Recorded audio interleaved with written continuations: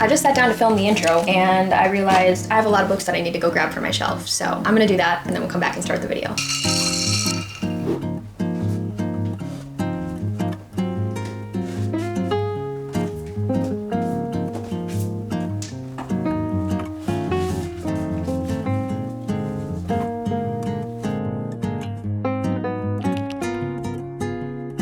We changed filming locations because it's just easier for me to sit by my piles of books over here instead of going back and forth from the couch. So I believe I have 30 books that I'm going to talk about here that I want to read during the fall season. So I'm not going to go super in depth as to what all of these books are about because we'd be here for a really long time, but I'll do my best to give you guys a little bit of an overview as to what these books are about. But first off, I feel like you can't talk about a fall book without mentioning Jane Eyre. This is the epitome of gothic romance literature. I have mentioned this in a couple of my previous videos because this has been on my monthly TBRs so long and I just haven't gotten to it, and I feel like a part of me was kind of waiting for the fall season to read this. So first book on the fall TBR is Jane Eyre by none other than Charlotte Bronte. Next, side by side with that, I have Rebecca by Daphne du Maurier. This one gives me similar vibes to Jane Eyre. I think they're going to read similarly, but this one is going to be a little more heavy on the gothic element because I believe it's about a girl who is married or living in a mansion with this guy and she starts being haunted by his ex. But obviously this is a classic. There's going to be a lot more heavy and prominent themes than just that trope. I feel like this is going to be the perfect book to read in October because it's kind of spooky. I am a little bit scared. I get scared easily while reading spooky books, so be prepared to see me crapping my pants in future reading vlogs in the fall because I'm a scaredy cat. But I do enjoy the feeling that thrilling and mystery books give me. I haven't really read a gothic book before, so this is going to be a whole new genre for me and I'm really excited to see how I'm going to feel about it. Continuing on with the gothic literature, I have The 13th Tale by Diane Setterfield. I believe this one is about a young writer and she's trying to write a biography for this woman, but some strange things are unveiled and it gets a little bit spooky. Again, these three books all have similar vibes. They're gothic literary fiction, and the fact that these pages are like frayed and yellowed, this book I did buy secondhand, just also makes it feel a little more ominous and a little more creepy. You can't look at this cover and tell me that it's not a fall read, so I'm going to be reading it in the fall. I should stop saying fall. I'm going to say fall so many times in this video. But another spooky classic, Frankenstein, along with Dracula, which I think is going to terrify me. And this one I would say falls more towards the gothic side. It's The Picture of Dorian Gray. So these are my literary gothic thriller books. This is the lineup for whenever I'm in that kind of mood. And I also wrote down another book that fits that category. It's called A Fig for All the Devils. I watched Ian read this book probably years ago at this point, and it's been in the back of my mind ever since. And again, just based off of the cover and the vibe of the book, I believe it's told from the point of view of death. Screams fall. So I'm gonna try to read that one as well. I believe that's on the shorter side. It should be a really quick and easy read. Next, I'm gonna talk about thriller books. Now, I only have 2 secular thriller books to share, but I do have a Christian fiction stack that I will be talking about where I have a lot more thrillers in that category. But for the secular fiction, I have The Reappearance of Rachel Price and Not Quite Dead Yet, both by Holly Jackson. This book I'm a little bit more nervous to read because this is Holly Jackson's first adult thriller, whereas all of her other books are young adult and they usually take place in like the high school period, so you don't have any spice and not a ton of language use in those. So I'm a little bit nervous to go into this one and see how they compare to her young adult books. But this book takes place on Halloween. Somebody tries to murder her and then she doesn't die and she essentially is having to solve her own case. And my battery's gonna die, so let me change that and then I'll be back. And then this book is about a high school student and I believe her mom goes missing and then all of a sudden she reappears even though she was pronounced dead. I've heard this one is really easy to read. This is a young adult book. Like I said, the only adult book that I think she's written is Not Quite Dead Yet. So this one is just a very quick, thrilling, easy read. And again, cover screams fall, does it not? But these are the 2 general thriller books that I have on my radar for fall. And I also have 2 dark academia books. First off, I have The Secret History by Donna Tartt. I feel like everybody knows about this book. It is the classic when it comes to dark academia, and dark academia is the most fall genre. So this is just a no-brainer. I've had this on my shelf for a couple years at this point and I haven't read it yet because it is very intimidating to me for some reason. This book is not the easiest read. It requires a lot of brain power. I've heard it is very slow at times, and for those 2 reasons I've just been putting this book off, but I've put it off long enough. It's time to read it. And it says the dangerous path path leads them beyond human constructs of morality. So I have no idea what to expect going into this. The only thing I know is that it's a little bit slow and it's not necessarily the easiest read. So I'll definitely have to save this until I'm in the mood for that kind of book. But this one I think is going to be easier to read. It's The Maidens by Alex Michaelides. I always say the name wrong and you always correct me, but I can't remember how to say it. This is about Edward Fosca, who is a murderer, but he's also untouchable. He is a handsome and charismatic Greek tragedy professor at Cambridge University, especially by the members of a secret society of female students known as the Maidens. One of Mariana's nieces, Zoe, who Mariana is a group therapist who kind of gets hyperfixated on this case, her niece turns up dead in Cambridge. So I think this is going to be kind of a murder mystery, but these are the two dark academia books that I'm planning on reading this fall. And now I'm going to talk about my favorite genre, which is Christian fiction. I do have the most books to talk about in this category, so I will be kind of going over these a little bit quicker, especially with the ones that I don't own. The first book in the Christian fiction category I have is The Vanishing at Castle Moreau by Jamie Jo Wright, and I would classify this as a gothic mystery. It says there's a haunting legend, an ominous curse, and a search for a secret buried deep within the castle walls. It is a then and now timeline from 1870 to present day-ish in a castle in Wisconsin, which, fun fact, I am originally from Wisconsin, so it's always fun reading a book that takes place there because that just doesn't happen often. This has flawed characters who grapple with real-life struggles. This gripping suspense novel will draw readers in from the very first page. Good luck putting it down. I couldn't. A lot of times I have issues with darker thriller books because they have a lot of content that does not glorify the Lord, but this is written by a Christian author with Christian morals, so I'm a lot less scared to read a spooky book knowing that. And I've heard this author is one of the best in the Christian thriller genre, so I'm really excited to give this one a read. Next, I have This Present Darkness by Frank E. Peretti. To be honest, I don't really know what genre this is. It could be dystopian, it could be fantasy, it could be thriller, it could be all three combined. I don't really know how to describe it, but all I know is this is a end times prophecy being played out, and it's all about spiritual warfare. It is very, very popular, almost considered a classic amongst the Christian fiction readers community, so I am very, very excited to give this one a read. I did include this book in the poll for our September book club book for my Christian Fable book club, and this one's winning so far, so I might actually read this book in September very shortly, which I'm so excited about because this is another book that I've been meaning to get to for so long, and for some reason it's just not getting read, but I really want to. Next, I have the second book in the Mark of the Raven trilogy. If you want to read a Christian fantasy in fall, this is it. Look no further. I'm not going to talk too much about what this is about because I did film a reading vlog with the first book, so if you want to know my thoughts and my reading experience with it, definitely go watch that video, but I really, really enjoyed it. I gave it, I think, a 4.25 stars, but with the way the first book ended, I feel like this could potentially be a 5-star read. I'm so excited to get to this one. And next, I have another Christian fantasy trilogy. This is To Bind Fire by D.E. Carlson. This one I've heard is kind of a Christian version of Throne of Glass. There's complex characters who have to deal with their lives after they make poor choices, and there's also dragons and kingdoms and politics, and it's written by a Christian author, and it just sounds like a really entertaining fantasy, and I love reading fantasy in the fall and winter months, so this is definitely one that is on my radar. Another book by Jamie Jo Wright. Again, I would classify this as like a gothic mystery thriller. This is The Lost Boys of Barlow Theater. This one takes place in 1915, and it says that Barlow Theater stole the life of Greta Mercy's eldest brother during its construction. Now in 1915, the completed theater appears every bit as deadly. When Greta's younger brother goes missing after breaking into the building, Greta engages the assistance of a local police officer to help her unveil the already ghostly secrets of the theater. But when help comes from an unlikely source, Greta decides that to save her family, she must uncover the evil that haunts the theater and put its threat to rest. This one sounds pretty eerie, and I think this one sounds scarier than the other Jamie Jo Wright book that I've mentioned, so I'm just setting myself up to be terrified for like 2 months straight, but oh well. Another Christian thriller I have is Fragile Designs by Colleen Coble. I've heard this book is really, really good. A lot of Christian fiction lovers really enjoy Colleen's books, but I personally haven't read one yet. The female main character's name is also Carly, but spelled differently. Her husband was a police officer, but he was murdered, and she uncovers a family secret that Eric kept hidden and finds an heirloom that the wrong person wouldn't hesitate to kill for. This one's going to be a lot more thrilling than mysterious, it sounds like, because it's almost like a race against the clock to see, are you going to survive knowing that people are probably after you as well, especially once she learns what the secret is. I feel like I'm going to burn through this book in like a day. It's barely 300 pages, and it just sounds like once you start it, you're not going to be able to put it down. And same thing, this is another Christian thriller. It's Double Take by Lynette Eason, and our female main character survived a murder plot, and her attacker is dead.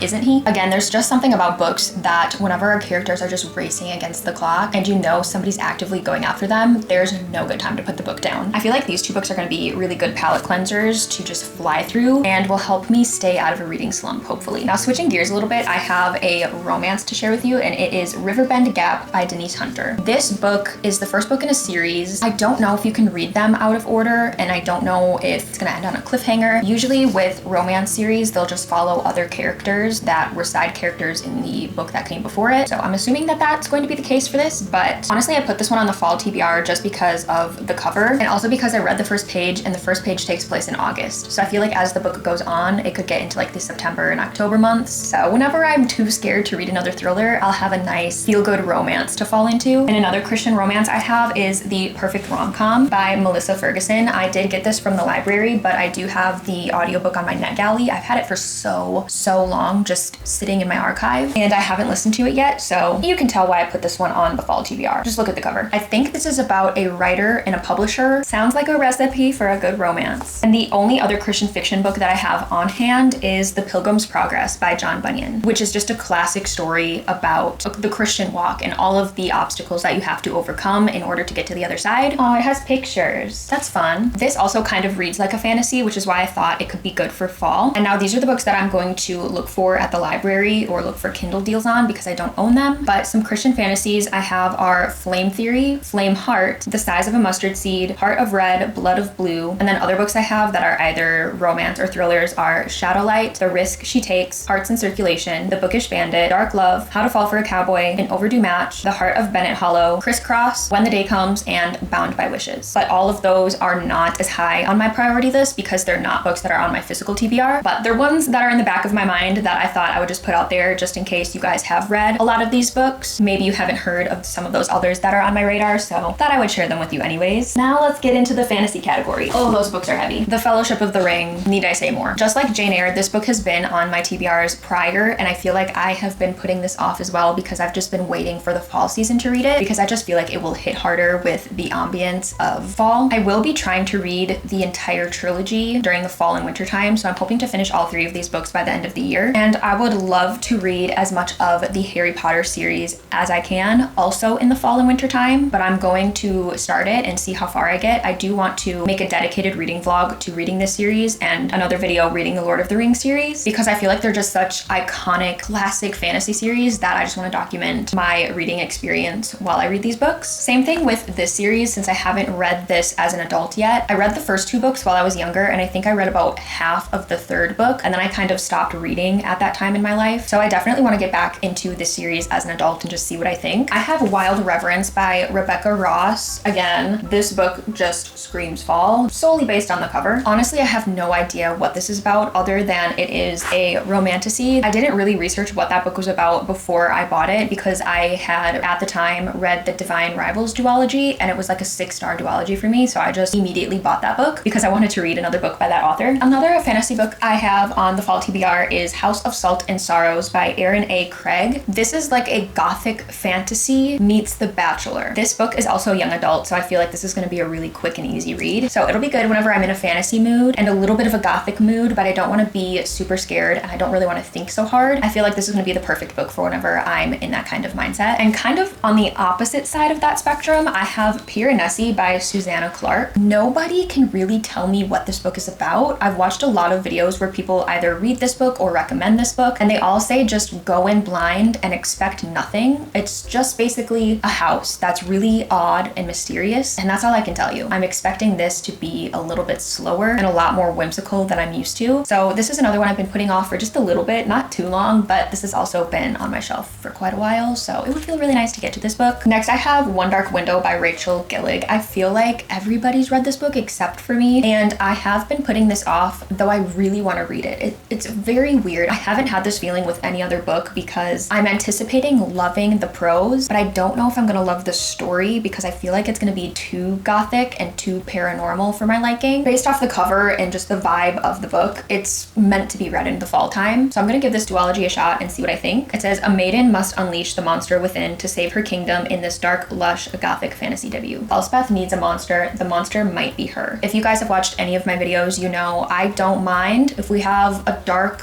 rough character to start with, but I don't like if that darkness is the overall goal. It can definitely be a starting point, but I don't want it to like linger there and glorify the darkness, if that makes sense, which is why I'm a little bit hesitant to read this. I don't anticipate it to go in the direction that I want it to go in, but I'm gonna read it and we'll see, we'll find out. And the last fantasy book that I have on hand is The Name of the Wind by Patrick Rothfuss. This is 100% again a book that I've been completely putting off because I think it's supposed to be a trilogy and the third book just doesn't exist and probably never will exist. But a lot of people say that this duology as it is right now is still so good and so worth a read anyways. But I've just been hanging on to it being like, who knows? Maybe the third book will pop up and I can just wait to read this until it does. But I don't think that's gonna happen. So I'm just gonna give in and start this. Again, the cover screams fall. This is an epic traditional fantasy that I know absolutely nothing about other than it's epic and traditional. And those are my favorite kind of fantasy books. So 2 other fantasy books that I have on my radar are, like I said, Belladonna, but also Wings of Ren. I don't know if this is Christian or if it's just a clean fantasy romantasy book, but that is on my radar as well. And the final category that I'm going to talk about is romance. Just looking at this stack of colors makes me so happy and so excited for fall. I almost want to redecorate my bookshelves and make like a fall TBR shelf and color coordinate it. I think that could look really cute. But the first 2 romance books, I don't know if you would classify these as romance, but I feel like the longer the series goes on, the more prevalent the romance will be. I could be wrong because I haven't read these books yet, but just starting the series, I can kind of feel like it might go in that direction. This is the 4th volume in the Emma M. Lyon series, and it takes place in September and October. And this one, the 5th one, takes place in November and December. So I'm planning on reading these 2 during the months that they actually take place in the book. That's what I did unintentionally with the 1st and 2nd and 3rd Emma M. Lyon books because I'm starting the 3rd one shortly. And it's just so fun to like read them on the exact same date as the journal entry is. I don't know, it just adds a nice little element to reading those. Not that it needs it. The books are amazing and immersive anyways, but I don't know, I just think it's kind of fun. Next, I have 2 rereads that I want to do this fall. This book is clean and closed door. This one is not. This is Book Lovers by Emily Henry, and this one is Drawn Together by Juliana Smith. Early on in my reading journey, I read this and I absolutely loved it, and I solely want to reread it just to see if my reading preferences have changed, because I know they have, and I want to know if I'm still gonna really enjoy this book or if the spice in the language is gonna bother me and maybe I might end up unhauling it. I don't know, we'll see, but I feel like this book is so underrated.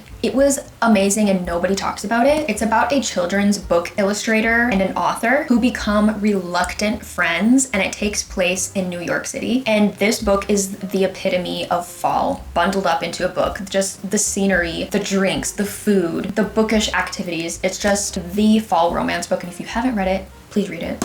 It's so good. Lastly, I'm actually not anticipating liking this book. It's The Academy by Ellen Hilderbrand. I found this book for super cheap secondhand, so I thought, why not give it a shot? After hearing about reviews from people who have similar book taste to me, it sounds like the general consensus is it's not that great. It's very Gen Z mixed with like Gossip Girl. So I don't know how I'm gonna feel about this one, but again, you can't deny that this book is meant to be read in the fall because look at the foliage. This is quite a large list, but if you condense it down to only the books that I own, I feel like for me it will be very doable if I don't fall into a reading slump like I did this summer, which I am praying to the Lord that I won't. I should be able to complete a good amount of these, if not all of them, if you count September, October, and November. But if you've read any of these books, definitely let me know your thoughts, which you've enjoyed, which you've not enjoyed, or if I haven't mentioned a book that you're planning on reading in fall, let me know what books are on your radar for the season. But that's all for today's video. I hope you enjoyed it. I pray you have a blessed day, and I'll see you in the next one. Bye!